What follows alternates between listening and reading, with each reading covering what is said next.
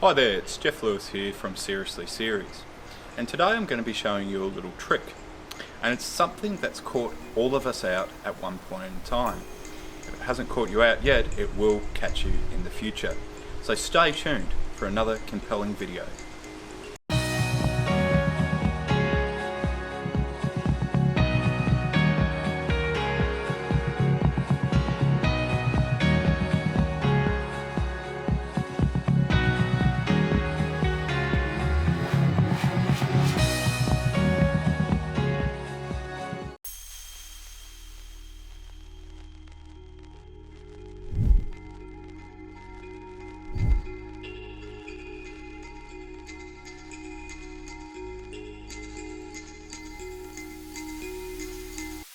So Land Rovers get a lot of bad rap, and there's certain names out there like Lucas Electric's Prince of Darkness and all the rest, but it doesn't just happen to Land Rovers.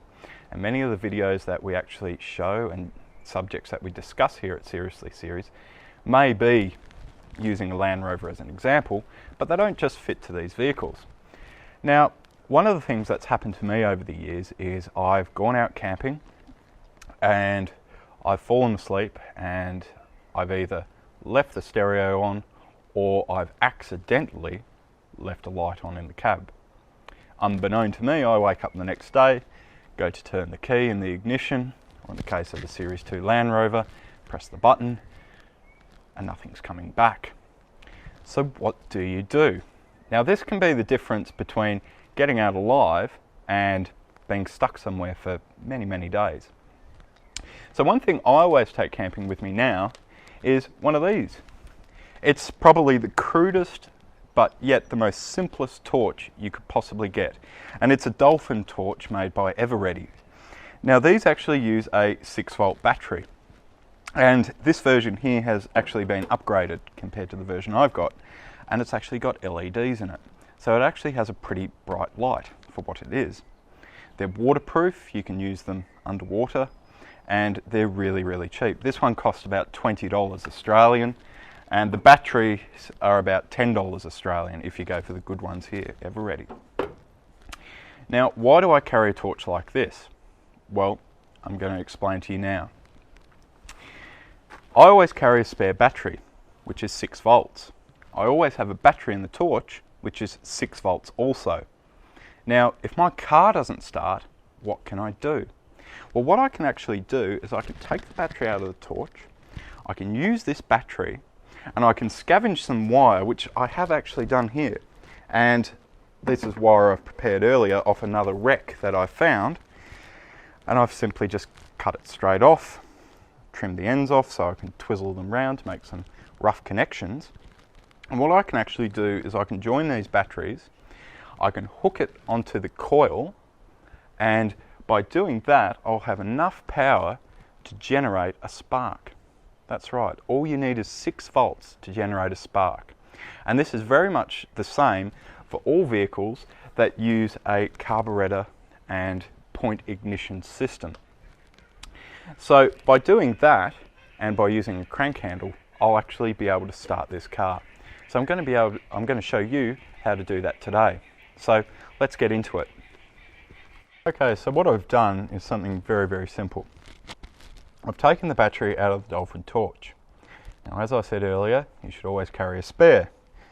So what's 6 plus 6? 12. So I've actually got 12 volts here.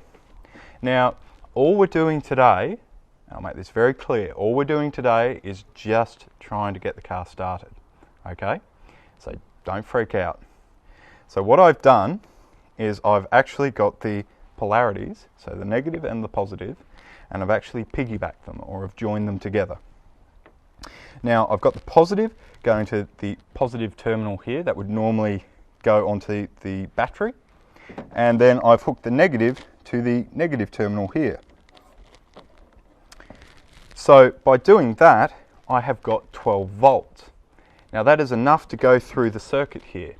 Now, as I said earlier too, you can hook this directly up to the coil, but because this Series 2A, the actual fittings that it's got, it doesn't really make it possible. So what we're actually going to do is we're going to hook it up, as we've done here, through the actual leads for your battery. Now that I've actually done that, what I need to do is I need to get the negative terminal here and twizzle the wires in there.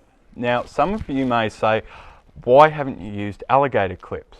Well, this is a survival situation. If we were out somewhere and our car, the alternator went, or as I said earlier, if I've left the headlights on or something like that, and I don't have wire or alligator clips ready, then I'm actually going to have to scavenge wire out of the car.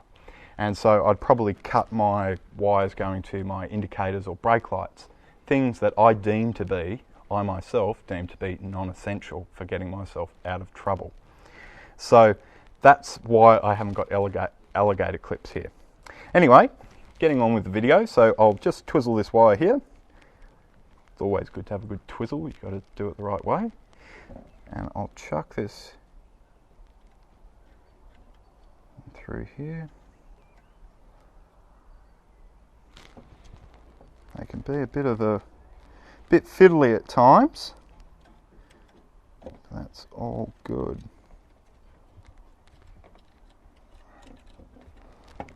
Like that.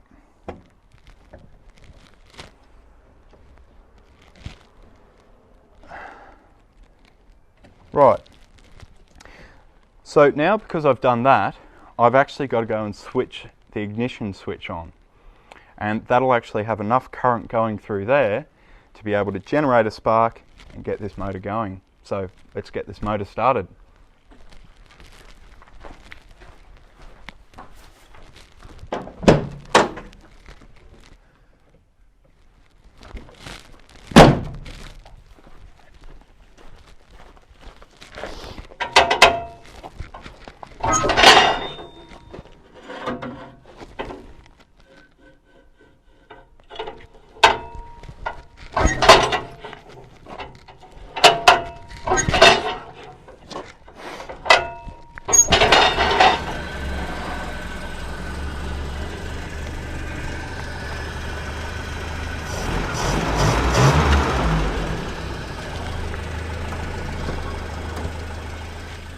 And there you have it. It is literally that simple.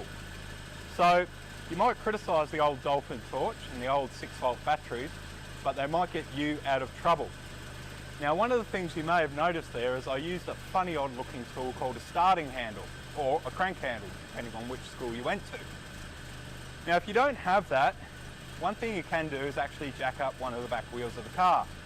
Obviously, always make sure, safety first, and make sure that all your wheels are actually chocked using rocks, logs, or something to ensure that the car won't go forward. Another thing you need to make sure is that you actually have a open differential in the rear. If you have an LSD or a locking diff, this won't actually work. By putting it into high gear and actually turning the wheel, this actually acts and creates the same effect as a crank handle. And this will actually allow you to be able to start your car. So I hope you've enjoyed this interesting and informative video. If you want to support the generation of content here at Seriously Series, please click the subscribe button below and please join us on Patreon. Anyway, I'll catch you later.